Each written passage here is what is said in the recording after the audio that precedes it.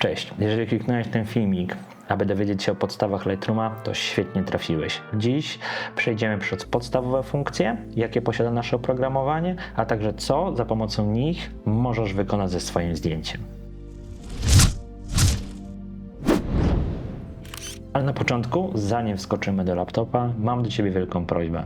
Zasubskrybuj ten kanał, ponieważ już niedługo pojawią się kolejne odcinki dotyczące Lightrooma, które będą zgłębiać większe i bardziej szczegółowe poszczególne funkcje, dzięki którym będziesz mógł osiągnąć jeszcze lepsze efekty przy swoich zdjęciach. Także co, zaczynamy? Po otworzeniu naszego Lightrooma przechodzimy do działu biblioteka. Tutaj mamy jakby całą koordynację naszych plików. Nie będziemy się dzisiaj w to zagłębiać, ponieważ można na to poświęcić co najmniej 20 do 30 minut. Także jeżeli ktoś nie wie, jak zdobyć zdjęcia ze swojego pliku na komputerze do Lightrooma, polecam w dziale Folders nacisnąć plusik, Add Folder i wybrać swój ulubiony pliczek. Potem będzie import. Po zaimportowaniu mamy całą serię zdjęć i przechodzimy do najfajniejszej części, czyli do Develop. Dla osób, które pierwszy raz otwierają Lightrooma, mniej lub więcej widok będzie wyglądał tak. Czyli po lewej stronie mamy takie ogólne informacje, co się dzieje z naszym zdjęciem. Mamy tu nawigatora, który pozwala nam pilnować, gdzie jesteśmy na zdjęciu w dużych przybliżeniach. Przykład. Jesteśmy w tym momencie na jej twarzy i możemy być pewni, że w razie czego, gdybyś nie chciał przeklikiwać się, bo chcesz zejść gdzieś niżej, na przykład na jej buty w nawigatorze, proszę Cię bardzo, możesz sobie wybrać. Wracamy do Fit. Jesteśmy. Tu mamy presety. Częściej jest to wykorzystywane do tworzenia kolorów, chociażby przykładu moich. Możemy sobie najechać i widzimy, jak zmieniają się moje kolory, bo już wcześniej to robiłem. Historię od naszego zdjęcia zaimportowania do wszystkich zmian. Jak widzicie, wcześniej już zmieniałem to zdjęcie, na które pracujemy, niemniej jednak ja to wszystko wyresetowałem, więc mamy jakby częstą fotkę. Finalne zdjęcie, jeżeli macie ochotę, zajrzyjcie na mojego Instagrama. Po przejściu niżej mamy dział kolekcji. To jest nic innego jak właśnie wszystkie nasze zdjęcia, które wgraliśmy z biblioteki. A dziś będziemy na szybko tylko działać na tym zdjęciu, abyście zrozumieli, co od czego jest. Także jeżeli potrzebujecie większej przestrzeni na zdjęcie, to polecam nacisnąć tą oto magiczną strzałeczkę. Wtedy nasz panel będzie się pojawiał i znikał. Tak samo możecie zrobić z dolną belką. Proszę Cię bardzo, w tym momencie mamy dużo większą przestrzeń do pracy. Jeżeli uważasz, że ta belka po prawej stronie jest dla Ciebie też jest trochę za wąska, to zawsze możemy ją sobie zmniejszać bądź zwiększać, tak? Dzięki temu, jak zobaczycie, zwiększamy też długość poszczególnych suwaków. Dzięki temu możemy być bardziej dokładni, jeżeli chodzi o nasze zmiany w zdjęciu. W pierwszej części mamy tak zwany basic, czyli podstawowe zmiany zdjęcia, czyli ekspozycja, nasycenie kolorów, balans bieli. To tu będziesz korygował to, co zrobiłeś na zdjęciu. Twój aparat lekko przekłamał i myślałeś, że zdjęcie jest ciutko cieplejsze. Proszę Cię bardzo, temperatura, przechodzimy w prawo i Twoje zdjęcie jest dużo cieplejsze. Jeżeli na przykład robiłeś zdjęcie w zimę i zdjęcie nie ma tego takiego niebieskiego, zimowego low click i już mam dużo chłodniejsze zdjęcie. Wybór należy tylko i wyłącznie od Ciebie, jak chcesz finalnie zdjęcie zaprezentować innym. Tak samo mamy tutaj ekspozycję. Jeżeli interesuje Cię, że ekspozycja jest ciutkę niedoświetlona, nie ma problemu, zwiększamy swoją ekspozycję bądź zmniejszamy swoją ekspozycję. Jeżeli boisz się, że trochę za bardzo pojechać z ekspozycją i trochę prześwietlisz albo nagle zrobisz totalnie czarne zdjęcie, bez obaw, masz tutaj dwie opcje. Jest to jeden trójkącik i drugi trójkącik na naszym histogramie. On pokazuje nam w graficzny sposób, czy zdjęcie jest przepalone bądź niedoświetlone na maksa. Po naciśnięciu nagle pojawiają się nam czerwone plamy. To jest informacja, że właśnie w tym momencie nasze zdjęcie jest totalnie przepalone. Jeżeli pójdziemy w drugą stronę, to nagle pojawiają się nam niebieskie plamy, informujące, że w danym miejscu już nie ma żadnych informacji, jest po prostu czysta czerń. Także jeżeli nie jesteś pewien, czy nie płyniesz za bardzo z suwaczkiem, dwie opcje, które mogą Ci pozwolić na pilnowanie sobie samego siebie. Kolejna sprawa, jeżeli uważasz, że zdjęcie jest za mało kontrastowe, no to oczywiście suwaczek od kontrastu, podciągamy kontrast, zmniejszamy kontrast. Czym jest kontrast i jak można jakby używać kontrastów w Lightroomie? Zrobię osobną lekcję, ponieważ to nie jest tylko takie proste jak taki jeden suwaczek, aczkolwiek jeżeli tak jak Ty teraz jesteś na samym początku, to jak najbardziej pobaw się tym, działaj, a już mam nadzieję, że na przestrzeni kilku tygodni kolejne poradniki na temat Lightrooma i poszczególnych elementów pomogą Ci jakby rozwinąć Twoje umiejętności korygowania i tworzenia zdjęć finalnych, takich jak sobie wymarzyłeś. Przechodzimy dalej, mamy highlightsy, czyli tutaj będziemy bawić się tylko i wyłącznie tą częścią na naszym histogramie, czyli jeżeli uważamy, że zdjęcie jest za jasne w jasnych partiach, że jest delikatnie przypalone bądź za jasne, proszę Cię bardzo, zmniejszamy i w tym momencie, jak widzisz na naszym histogramie, jasne partie najwyższe schodzą, tak samo mamy z cieniami. Jeżeli uważam, że jest za mało cienia, może sobie zejść. Jeżeli tak jak na przykład w tym wypadku mogę uważać, że nie widzę żadnych detali w kurtce, proszę Cię bardzo, podciągamy do góry, detale wychodzą nam pięknie z cienia. Tak samo jeżeli chodzi o czystą biel i czystą czerń, to samo możesz sobie podjechać, wtedy bawisz się naprawdę skrajnymi częściami naszego histograma, czyli skrajną prawą bądź skrajną lewą. Biała jest po prawej stronie, czarna jest po lewej stronie. Możemy sobie ściągnąć, w tym momencie więcej danych wychodzi nam na niebie. Tak samo możemy zrobić z czernią. Jeżeli uważamy, że jest za czarno, jest za ciemno, proszę Cię bardzo. Pamiętaj o tym, że to jest zmiany na całym zdjęciu, nie zmieniamy w poszczególnych partiach zdjęcia, co też na szybko Ci dzisiaj pokażę, jak możesz to zmienić. Jeżeli uważasz, że pomieszałeś za bardzo z tym zdjęciem, nie ma problemu, możesz za każdym razem zrobić albo reset, tutaj, wtedy resetujesz wszystko, co zrobiłeś na zdjęciu, a jeżeli tylko dwa suwaki, nie ma problemu, klikasz sobie w nazwę i one wracają do punktu wyjścia, czyli do zera. Tak samo, jeżeli uważasz, że jest za mało tekstury, możesz podciągnąć teksturę. Następnie, jeżeli chcesz zacząć bawić się trochę w kolorki, to polecam Ci zacząć od Color Mixera. Hue, Saturation, Luminance. Jest to tak naprawdę bawienie się w indywidualnych już kolorach, gdzie na przykład możesz wziąć i zdecydować się, że dany kolor naprawdę zmieni swoją jakby barwę nawet czasami, albo może zmienić nasycenie już tylko danego koloru. Możemy na przykład spróbować sobie tutaj, zobaczymy co się stanie, jeżeli dotkniemy żółtego. Zobaczcie. Sam środek zdjęcia, tam gdzie najwięcej padało słońce, robi się nam bardziej żółte i mogę w tym momencie nie zmieniać tonu całego tutaj white balance na bardziej żółty, aczkolwiek nam tylko na przykład zależy, aby zdjęcie w miejscach, gdzie słońce padało, było bardziej ciepłe. Na pewno też orange wchodzi w nasz ten dział, także jak widzicie, już mamy niemalże piękne, zachodzące słoneczko, które jest super ciepłe. Natomiast jeżeli na przykład uważamy, że w niebie jest trochę za mało niebieskiego, wchodzimy w blue i podciągamy niebo. Zobaczcie, wszystkie kolory nieba, czyli nawet na plakacie, też się nagle nam podciągają. Możesz testować, jak będzie to wyglądało z aquą, czy ma też wpływ. Nie za duży, ale ma. I oto w taki magiczny sposób zaczynasz bawić się w ogóle jakby z nasyceniem, saturacja, czyli nasyceniem danego koloru w obrazie. Jeżeli będziemy mieć luminance to jest tak naprawdę jasność danego koloru, tak? Czyli jeżeli wybraliśmy pomarańcz i go podciągnęliśmy, teraz możemy sprawdzić, co możemy zrobić z żółtym i pomarańczem, tak? Możemy, żeby był ciutkę ciemniejszy, tak jak widzicie, zobaczcie co się dzieje na kostce, nagle jest dużo ciemniej, dużo żółciej. I tak samo możemy jeszcze podciągnąć pomarańcz i no oczywiście tracimy jakość i zdjęcie wygląda już komicznie, niemniej jednak o co mi chodzi? Chciałem właśnie w taki sposób pokazać, że możesz zmniejszyć nasycenie koloru po wybraniu danego koloru, tak? Czyli jeżeli zwiększymy ilość koloru w naszym obrazie, teraz w dziale Luminance możesz działać na nasycenie tego koloru, tak? Czyli podnieśliśmy trochę pomarańcz, podnieśliśmy trochę żółty, nadal uważamy, że jednak jest trochę za bardzo żółto, za pomarańczowo, przeskakujesz na Luminance i zdejmujesz tą jakby ilość tego koloru, nasycenie tego koloru w barwie. Ostatni dział to jest Hue, który w tym momencie mamy na przykład czerwony, mamy tak jakby mamy wszystkie czerwone, ale możemy zmienić jakby jego jego kolor, można tak to nazwać. Jeżeli mamy czerwony, ściągniemy czerwony w zdjęciu, to akurat może tutaj nie będzie dobry przykład, ale ten żółty. Żeby żółty był bardziej pomarańczowy, bardziej wchodził w czerwień, albo możemy, żeby wchodził bardziej w zieleń. I od tego jest właśnie dział Hue.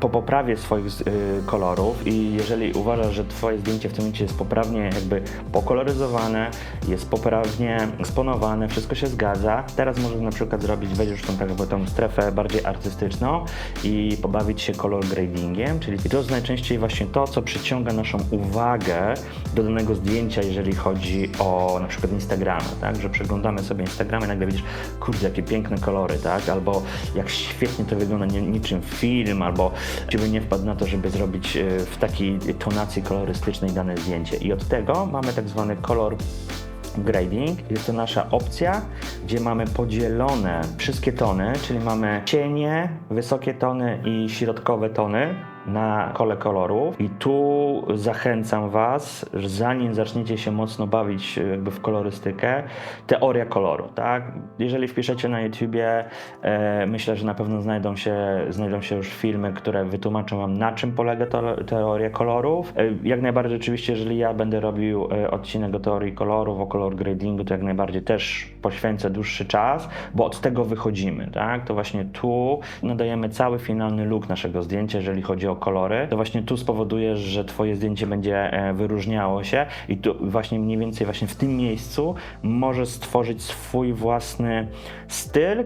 Na jakiej zasadzie to działa? Proszę, bierzemy sobie na przykład, jeżeli uważasz, że okienka tudzież kółka są dla ciebie za małe, możesz sobie wejść w midtones i w tym momencie masz jakby tylko bawić się na cieniach. Zobaczcie, co się dzieje. Wszystkie w cienie stają się żółte. Jeżeli na przykład nie jesteś przekonany do żółtego, proszę, przechodzimy sobie i patrzymy. Zobaczcie, tylko cienie dostają ataku.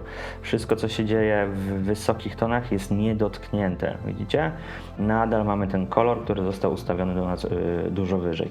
Jeżeli uważacie, że jest zbyt niebieskie, oczywiście możecie sobie delikatnie zjechać i bawicie się właśnie w taki magiczny sposób, tak? Jak widzicie, też tu te suwaczki się zmieniają i też możecie wy też ten suwaczek ruszać i wtedy wasza kuleczka wokół koła koloru też będzie za tym jeździć, jeżeli tak jest wam łatwiej. Tu jest właśnie to nasycenie koloru, o którym wcześniej mówiłem, a tutaj jest jakby jasność danego koloru, tak? Jeżeli uważamy, że ten niebieski jest zbyt niebieski, możemy go ściemnić, tak? Ale możemy go zrobić też bardzo, bardzo jasnym. To jest, już mówię, artystyczne podejście do sprawy. Przechodzimy przez wszystkie takie elementy i właśnie w taki sposób możecie zbudować własny, niepowtarzalny wygląd zdjęcia i niepowtarzalny styl, który już będzie należeć do Was. Następnie już tutaj będziemy wchodzić trochę w mocniejsze rzeczy, ponieważ możemy się też bawić w ostrzenie. Trzeba uważać, co się robi, jeżeli chodzi o ostrzenie, dlatego polecam Wam maskowanie, wcisnąć Option i w tym momencie zobaczcie, wszystko co jest na biało będzie ostrzone, tak? Czyli to jest to maskowanie ostrzenia i jeżeli zaczniemy schodzić, wszystkie czarne elementy wychodzą nam z kadru, znaczy wychodzą nam z listy do ostrzenia i to my wybieramy, co chcemy ostrzyć. Pamiętaj, wszystko co na biało będzie przez nas ostrzone. Nam zależy, żeby tylko na przykład taki element był ostrzony, a nie całe zdjęcie. Dzięki temu, jeżeli zaczniemy sobie ostrzyć, tutaj kolejny znowu Options i widzicie, co się dzieje, jak bardzo ostrzymy, ponieważ widzimy ten biały i on nam pokazuje tak naprawdę tą moc wyostrzenia i promień, na przykład jak mocno rozchodzimy się od tego, co zaznaczyliśmy. Wybieramy, że powiedzmy ten radius ma być naprawdę nie za duży i już tylko ilość, moc ostrzenia już na czerni i bieli pokazuje nam, jak to będzie wyglądać. Ostatnia rzecz, którą dzisiaj chciałem Wam pokazać, znaczy w sumie dwie. Druga to jest kadrowanie, czyli przechodzimy tutaj, to właśnie tu będziemy wybierać, jak zdjęcie finalnie będzie wykadrowane. Jeżeli nie jesteś pewien, jak zrobić poziom, proszę Cię bardzo, możesz sobie zrobić auto i w tym momencie Lightroom za Ciebie pokazuje, jak on uważa, że jest proste. No, wciskasz szybko Enter i mamy tak. wykadrowane zdjęcie. Jeżeli chcesz od razu przygotować sobie zdjęcie pod Instagrama, wracamy z powrotem do kadrowania i zamiast tej kółdeczki tutaj mamy Original, to jest jakby właśnie rozmiar oryginalnego zdjęcia. Otwierasz i tutaj już masz gotowe kadry. Lightroom, jeżeli chodzi o zdjęcia, przyjmuje 4:5. Wciskamy sobie, automatycznie zdjęcie nam się jakby, obszar nam się zaznacza. Wybieramy, gdzie chcemy, żeby zdjęcie było przycięte, Enter, proszę, i mamy już gotowy kadr pod Instagrama i tutaj możemy już się bawić i wiesz, jak to będzie wyglądało finalnie na Twoim telefonie. Ostatnią rzeczą, którą chciałem dzisiaj Wam pokazać, to jest właśnie maskowanie. Też kolejny długi odcinek, jeżeli chodzi o wytłumaczenie każdej poszczególnej funkcji, jaką możemy mieć. Jedyne, co mogę Wam dzisiaj powiedzieć, to to, że Lightroom przez ostatnie 2 lata naprawdę rozbudował tą część i pozwolił nam na dużo szybszą pracę, jeżeli chodzi o korekcję lokalną. Tak naprawdę my w tym momencie możemy wybrać sobie dany element na zdjęciu, możemy tylko na nim pracować i jego korygować. Jeżeli na przykład ja uważam, że to zdjęcie od góry jest zbyt jasne i chciałbym ściemnić jednak to niebo, to w żaden sposób, w żaden problem, biorę sobie korekcję gradiacyjną, ściągnę sobie na przykład w dół, proszę Was bardzo, pojawia nam się ten podstawowy panel, który mamy w głównym oknie i tu też możecie na przykład właśnie ściągnąć sobie ekspozycję, ściągnąć kontrast. Uważacie, że wysokie tony są zbyt mocne, ściągamy.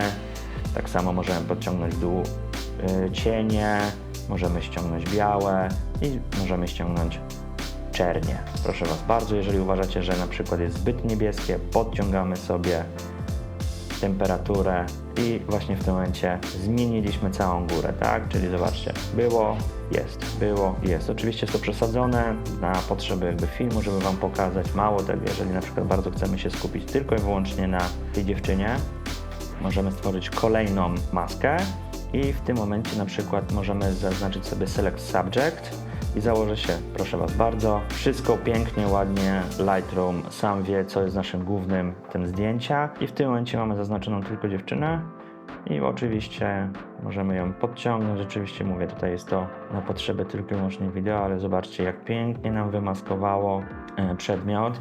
Oczywiście wcześniej, dlatego właśnie mówię, że Lightroom bardzo mocno pocisnął w tym temacie, bo wcześniej mieliśmy tylko pędzle, maski gradiacyjne, bądź okrągłe, bądź właśnie liniowe i trzeba było wszystko samemu, że tak powiem, klikać, muskać, a tutaj AI w Lightroomie znalazło osobę, automatycznie zaznaczamy, żeby wymaskowało mi osobę, tak jak zrobiło to poprzednio, tylko że wtedy działaliśmy na całym jakby obiekcie. Teraz jeżeli weźmiemy w maskę na osobę, zobaczcie, chcę, żebyśmy mieli wymaskowaną tylko skórę na twarzy. Automatycznie widzi, że body skin, czyli skóra na ciele jest całkowicie gdzieś indziej i też nam od razu podświetla. Tutaj jeżeli mielibyśmy typowy portret, to podświetlałyby się nam tylko brwi, tutaj usta, włosy, o tak jak tutaj, i na przykład ciuchy, tak? Czyli na przykład zaznaczamy ciuchy, Create Mask i mamy automatycznie stworzoną maskę tylko z zaznaczonymi butami i odzieżą i też możecie się bawić. My ściągamy to, tak?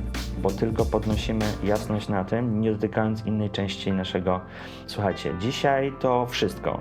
Wiecie mniej więcej, o co w tym wszystkim chodzi. Macie 3 podstawowe funkcje, moim zdaniem, które musicie na początku zrozumieć, czyli basic, czyli podstawę, czyli tą ogólną korektę całego zdjęcia. Potem możecie sobie bawić się w kadrowanie, bo polecam to zrobić na samym początku, abyś nie zdziwił się, że w momencie, kiedy zaczniesz obrabiać zdjęcie i finalnie będziesz je przycinać do Instagrama, okaże się, że niepotrzebnie zajmowałeś się jakąś częścią zdjęcia, ponieważ w ogóle nawet nie będzie Ci leżało w kadrze. No i na samym końcu, jak już sobie zrobisz takie podstawowe funkcje, podstawową korekcję, może się bawić w maskowanie, tak? Czyli możemy, tak jak pokazywałem, gradiacja liniowa, czyli na przykład ściemnianie z dołu, bądź na przykład zrobimy sobie, że troszkę chcielibyśmy ściemnić ten cień, który wchodzi nam od dołu zdjęcia, proszę Cię bardzo.